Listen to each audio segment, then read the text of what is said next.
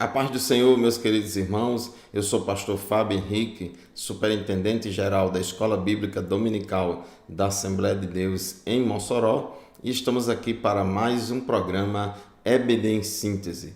Este programa é de responsabilidade do Departamento de Ensino Bíblico da Assembleia de Deus em Mossoró, por meio da Superintendência Geral da Escola Bíblica Dominical.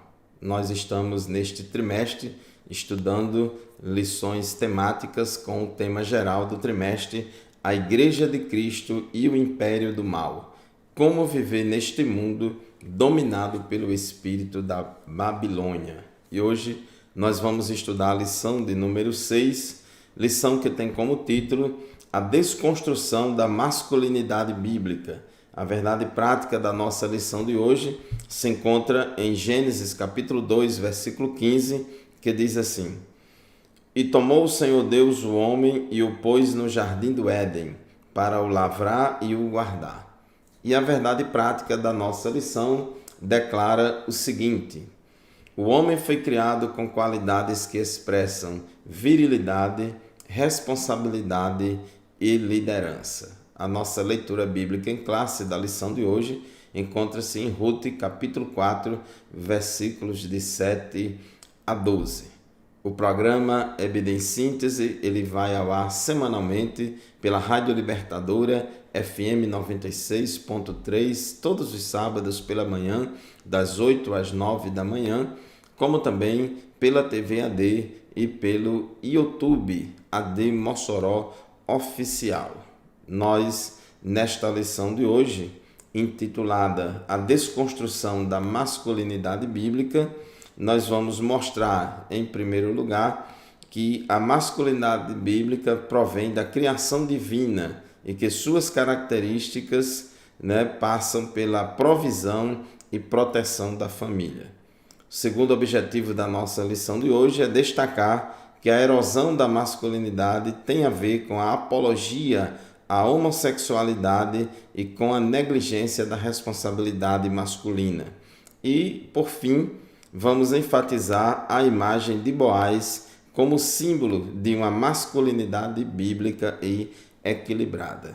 De acordo com a Bíblia Sagrada, sabemos que o mundo inteiro está no maligno, ou como diz outra tradução, o mundo jaz no maligno, porque o mundo está dominado pelo espírito da Babilônia, por este presente século mau, que vive, cujos homens e mulheres, cujas pessoas vivem sem Deus, vivem longe de Deus, mas também em oposição a Deus. É uma cultura não somente sem Deus, mas contra Deus.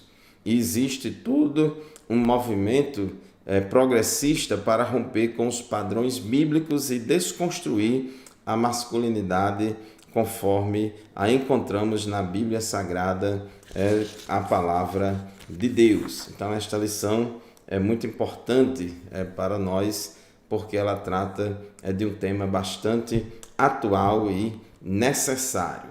Nós vemos aqui na introdução da nossa lição que o conceito progressista de ruptura dos padrões bíblicos atua na desconstrução da masculinidade. Os marcos judaico-cristãos do papel do homem são questionados.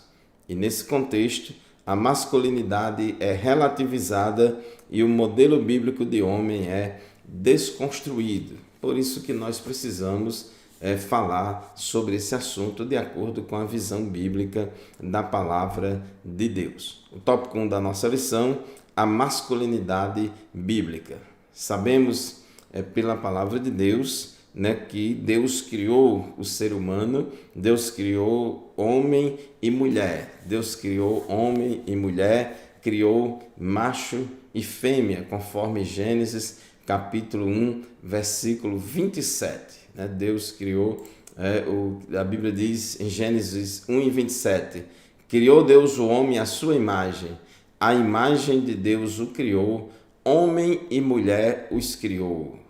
Outra tradução diz, macho e fêmea os criou. Então este é o padrão bíblico, essa diferenciação entre macho e fêmea, entre homem e mulher, definido biologicamente a partir da fecundação, a partir da concepção, já geneticamente já é definido o homem e a mulher. O homem com cromossomos XY, que determina o sexo masculino, e a mulher com cromossomos XX, que determina o sexo feminino, e isso faz com que, tanto no corpo do homem quanto no corpo da mulher, haja várias diferenças morfológicas, diferenças anatômicas, diferenças fisiológicas, características cerebrais também diferentes, visando a complementariedade de ambos. O homem foi feito para a mulher e a mulher foi feita para o homem. O homem é dependente da mulher, a mulher dependente do homem. Nós vemos isso em 1 Coríntios, capítulo 11, versículos 11 e 12. No Senhor, todavia, a mulher não é independente do homem, nem o homem independente da mulher.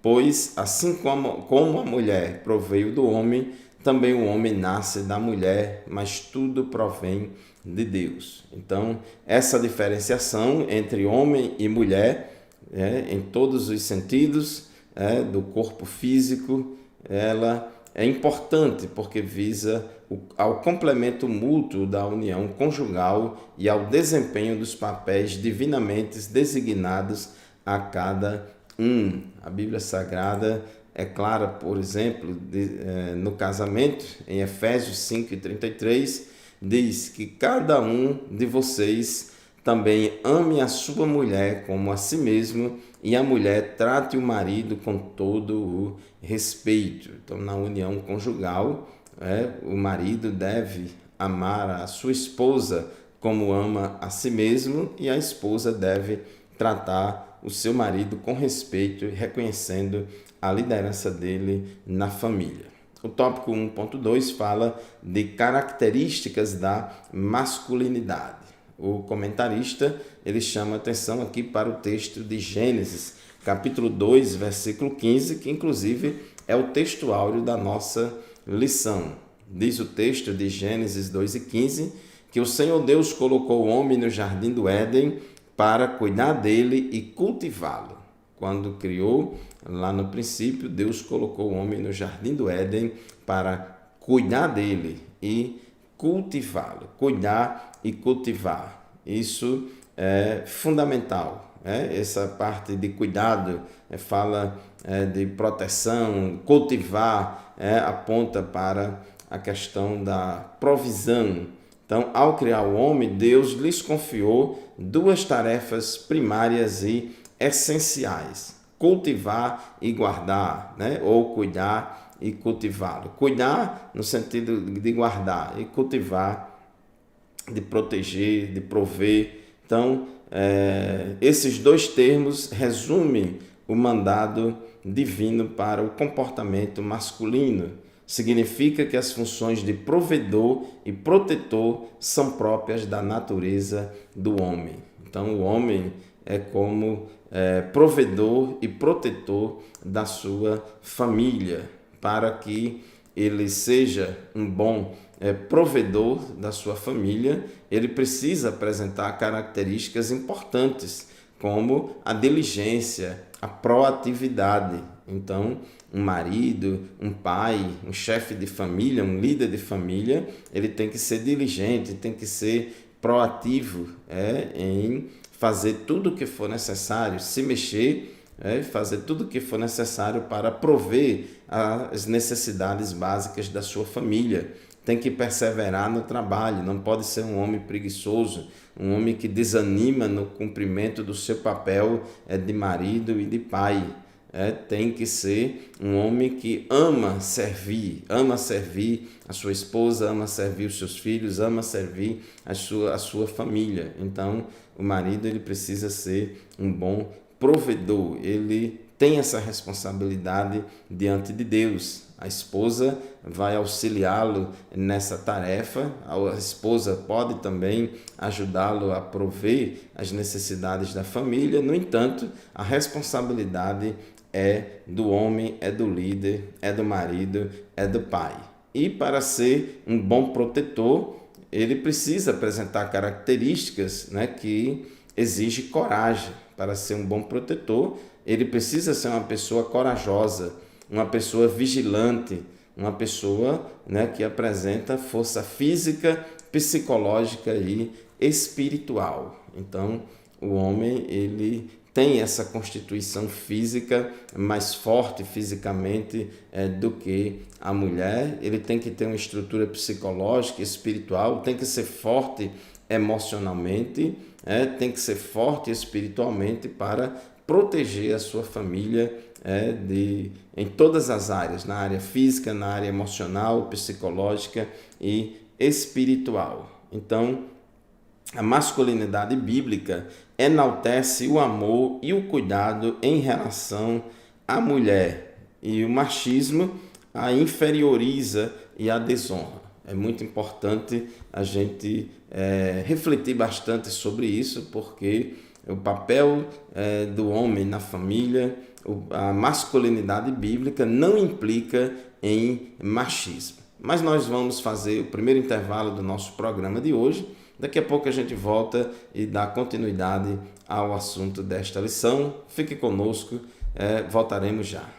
A paz do Senhor, meus irmãos, minhas irmãs, estamos de volta para o segundo bloco do programa Bíblia em Síntese, transmitido pela Rádio Libertadora FM 96.3 e por todo o sistema de comunicação da Assembleia de Deus em Mossoró. Estamos hoje estudando a lição de número 6 deste trimestre, que tem como título A Desconstrução da Masculinidade Bíblica. Nós estávamos falando no tópico 1.2 da nossa lição que o homem tem a responsabilidade de ser o provedor e o protetor da família, e para isso exige-se do homem, o modelo de masculinidade bíblica exige que, para que ele seja um bom provedor, ele tem que ser uma pessoa diligente, tem que ser uma pessoa que gosta de trabalhar, tem que ser uma pessoa que ame servir a sua família. Para que ele seja um bom protetor da família, ele tem que ser uma pessoa corajosa, uma pessoa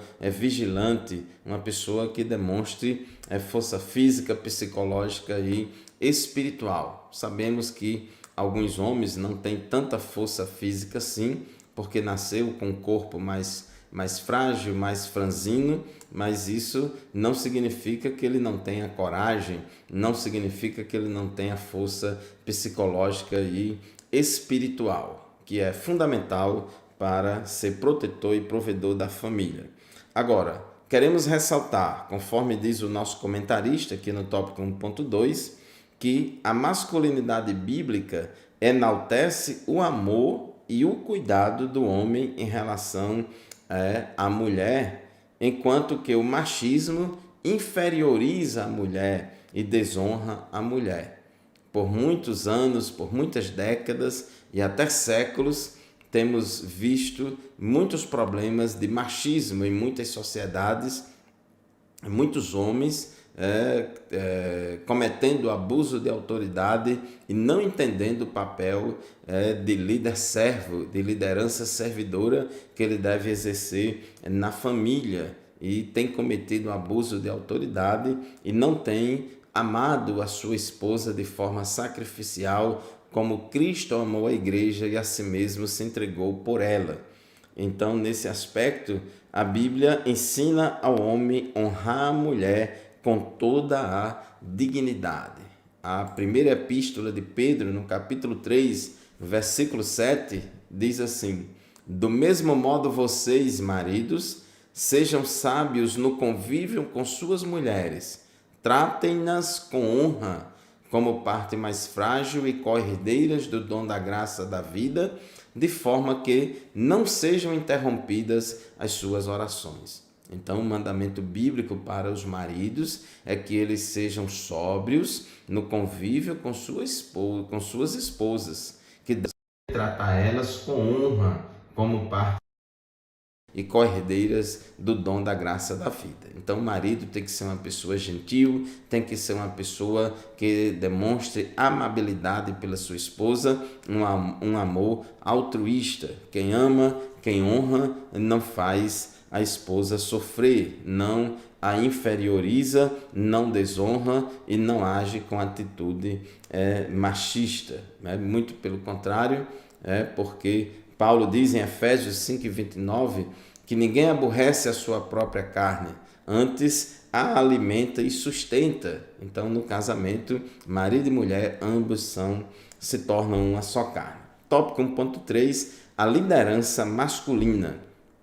Deus confiou ao homem a responsabilidade da liderança. Na Bíblia, Deus é a cabeça de Cristo, Cristo é a cabeça do homem e o homem é a cabeça da mulher. Vamos ler esse versículo, ele está escrito em 1 aos Coríntios, capítulo 11, versículo 3. 1 aos Coríntios, capítulo 11, versículo 3, diz assim: Quero, porém, que entendam que o cabeça de todo homem é Cristo, e o cabeça da mulher é o homem, e o cabeça de Cristo é Deus. Aí nós podemos observar que há uma cadeia de comando entre Deus, Cristo, o homem e a esposa. Então, existe aí toda uma cadeia de comando, de liderança, que é fundamental para a organização da família, para a organização do convívio entre homens e mulheres. Esta hierarquia que existe dentro da família, dentro do casamento, o homem sendo cabeça da mulher, ou o homem sendo o líder da mulher, não significa que o homem é superior à mulher, não significa que a mulher é rebaixada, mas isso aqui é uma hierarquia funcional. Lembre-se que Jesus também se submeteu à autoridade e à liderança do Pai. E mesmo Jesus sendo Deus e tendo todos os poderes e atributos do Pai, mas Jesus se fez carne e habitou entre nós, se fez homem e habitou entre nós e se submeteu à liderança do Pai. Então, Paulo diz que, assim como Cristo se submeteu à liderança do Pai, a mulher também deve se submeter à liderança do marido e o marido se submeter à liderança de Cristo. Então, o homem deve liderar a sua casa do mesmo modo como Cristo lidera a sua igreja, do mesmo modo como Cristo lidera a sua igreja. Efésios 5:25 diz: Maridos, amem suas mulheres, assim como Cristo amou a igreja e entregou-se a si mesmo por ela. Então, ao invés do homem expressar machismo, ao invés da masculinidade bíblica expressar machismo, pelo contrário, a masculinidade bíblica vai revelar amor para com a mulher, vai revelar, expressar amor para com sua esposa, vai honrá-la, tendo Cristo como padrão. Assim como Jesus amou a igreja e a si mesmo se entregou por ela, o marido também vai amar sua esposa de forma, esse amor ágape, esse amor altruísta que se doa, que se entrega em favor da sua esposa. No exercício da liderança, o homem deve evidenciar virtudes tais como fortaleza, sabedoria, coragem, amor e respeito.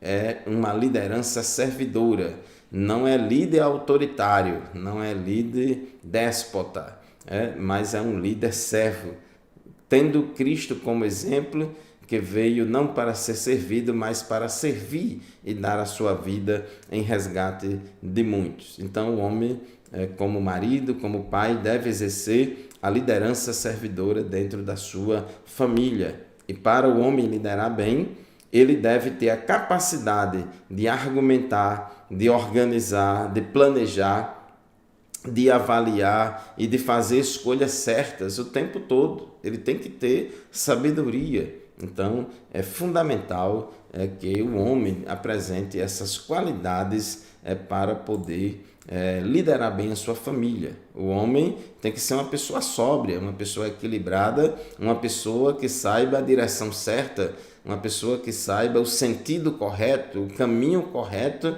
em que a família deve andar e apontar para a família. A esposa e os filhos olha para o marido, olha para o pai, olha para a liderança do homem na família e espera dele uma atitude sóbria, uma atitude sábia, de comando, de quem sabe qual o caminho que deve andar. Então é fundamental que os homens governem bem a sua própria casa.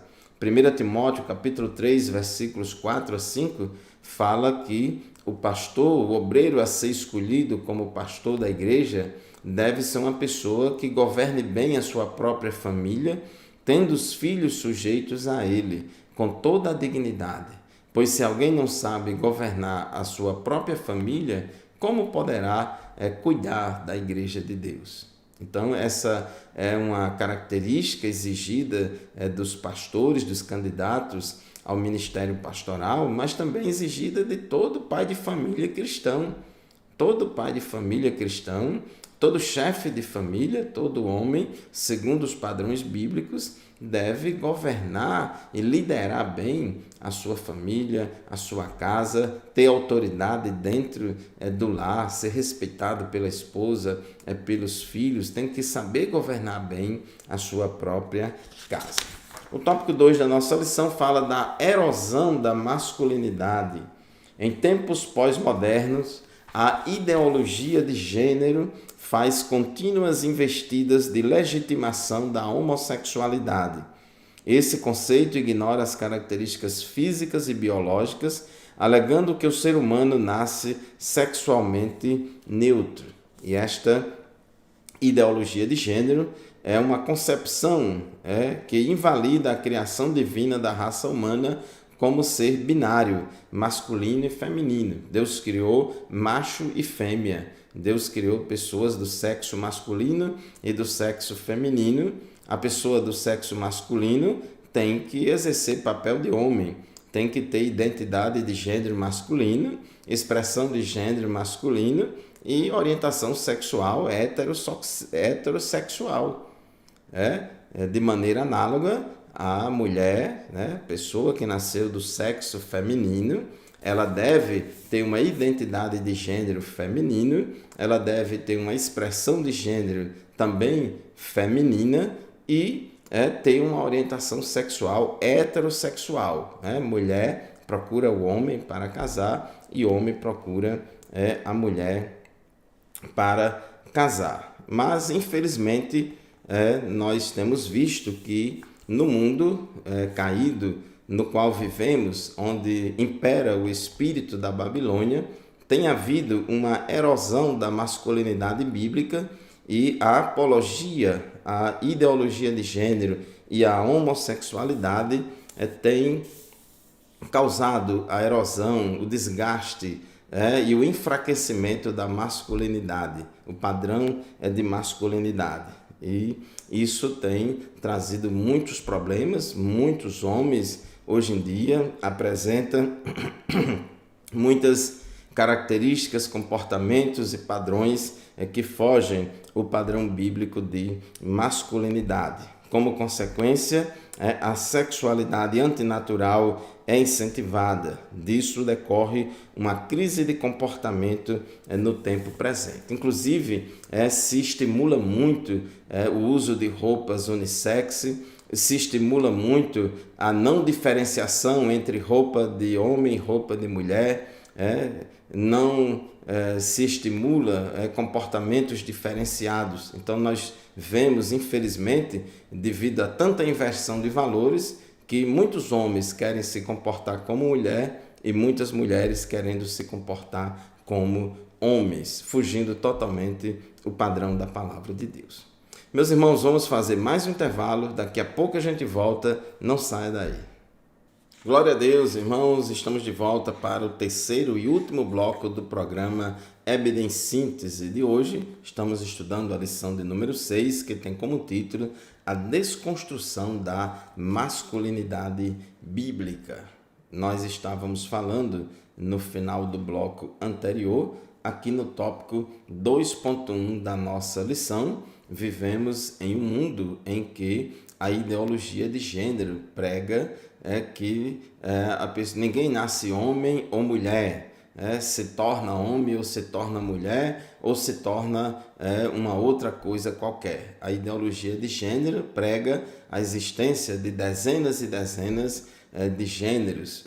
Há uma apologia, uma defesa e um incentivo muito grande à homossexualidade, e nós temos visto através de tantos meios de comunicação, através das artes, do cinema, através do teatro, através de vários setores da sociedade, da imprensa, da televisão, das novelas, e o comportamento social das pessoas, os formadores de opinião da sociedade prega muito essa desconstrução da masculinidade bíblica e prega muito um comportamento invertido em que muitos homens são estimulados a se comportarem como mulheres, e muitas mulheres são estimuladas a se comportarem como homens, fazendo uma total inversão de papéis. A sociedade ocidental, com essa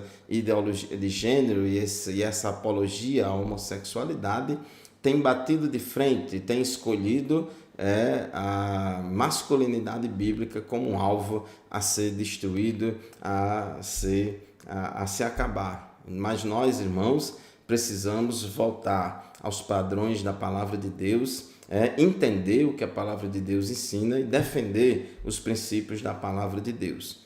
Os homens, conforme diz o tópico 2.2 da nossa lição, têm responsabilidades e não devem ser negligenciadas essas responsabilidades. A identidade masculina, que deveria estar associada à virilidade, à capacidade de prover e proteger a família, é substituída por indivíduos de duplo ânimo, vacilantes e inconsequentes. Inclusive, quando fala aqui, a masculinidade bíblica, que deve estar associada à virilidade, isso aqui diz respeito não somente à questão, porque essa palavra virilidade, viril, tem uma conotação de aptidão para o ato sexual, mas também significa força, significa força, estrutura, capaz de proteger, de cuidar e de prover, de decisão, de tomar decisões, de agir de forma racional, de resolver os problemas. Então, é importante, a Bíblia diz, portai-vos varonilmente. 1 aos Coríntios, capítulo 16, versículo 13, Paulo disse aos Coríntios: estejam vigilantes, mantenham-se firmes na fé, sejam homens de coragem, sejam fortes. Olha a parte B deste versículo, aqui na Nova Versão Internacional. 1 aos Coríntios, capítulo 16, versículo 13. Sejam homens de coragem, sejam fortes. Então, nós, infelizmente, estamos vendo cada vez mais adolescentes, rapazes, jovens, homens que estão cada vez mais frágeis, cada vez mais fracos, cada vez mais sem coragem, frouxos, e fugindo das responsabilidades de homem, de marido, de esposo. Uma parcela deles é incapaz de sustentar a sua própria casa, não pelo desemprego, mas pela aversão ao trabalho. Muitos são preguiçosos, não querem trabalhar, e há muita insegurança, muito medo, muito vacilo e muita frouxidão na vida de muitos homens hoje em dia, e isso tem trazido sérias consequências para a família e a sociedade. Vivemos, conforme diz o tópico 2.3 da nossa lição, uma verdadeira crise de liderança. A crise de masculinidade tem gerado homens incapazes de exercer liderança. Uma sociedade sem líderes eficazes transforma-se em anarquia. É fundamental, né, que os homens cumpram o seu papel de líder, né, que se portem varonilmente, que sejam, conforme a Bíblia diz, que sejam homens de coragem e sejam fortes. Na época do profeta Ezequiel, estava havendo muitos problemas, né, de pecados, dos mais diversos. A sociedade de Israel estava desmoronando e Deus revelou ao profeta Ezequiel que uma das causas do juízo iminente era a crise de liderança e que procurava alguém para reverter a situação. Ezequiel, capítulo 22, versículo 30, Deus disse: procurei entre eles um homem que erguesse o muro e se pusesse na brecha diante de mim e em favor da terra, para que eu não a destruísse, mas não encontrei nenhum só. Não tinha ninguém que se colocasse na brecha. Então, é fundamental para uma nação, para uma sociedade, que ela tenha seus homens que sejam pessoas de coragem, pessoas fortes, pessoas que liderem bem, que saibam cuidar e proteger. Salomão, quando assumiu o trono, o rei Davi, seu pai, deu instruções para ele. Em 1 Reis, capítulo 2, versículo 2, diz: estou para seguir o caminho de toda a terra, por isso seja forte e seja homem.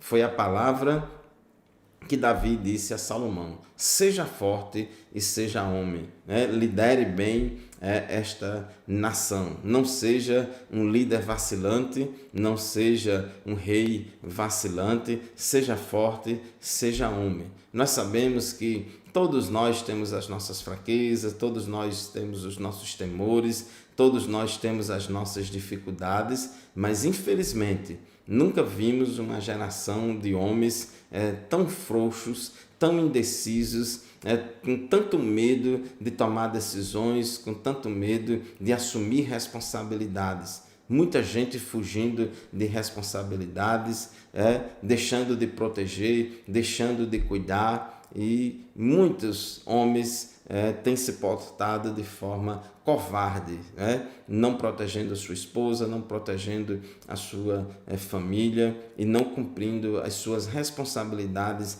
de cuidar e de proteger a sua família. Inclusive, lá no livro de Juízes, no capítulo 4, versículos de 8 a 9, fala da história de Baraque e Débora. E nós vemos que Baraque foi um juiz vacilante, foi um líder que vacilava demais, muito inseguro. Deus revelou através da profetisa Débora que ele deveria ir para a guerra, lutar, e que Deus ia dar vitória, mas ele ficou com medo, ficou vacilante. Ele disse a Débora, Juízes capítulo 4, versículos 8 e 9, Baraque disse a ela, ou seja, disse a Débora: se você for comigo, irei, mas se não for, não irei. Então Deus já tinha revelado através da profetisa Débora que Baraque deveria liderar os soldados e ir à guerra, e que Deus ia dar vitória. Mas ele era inseguro, faltou coragem, faltou força, e a coragem dele só vinha se esta mulher, a profetisa Débora, fosse com ele.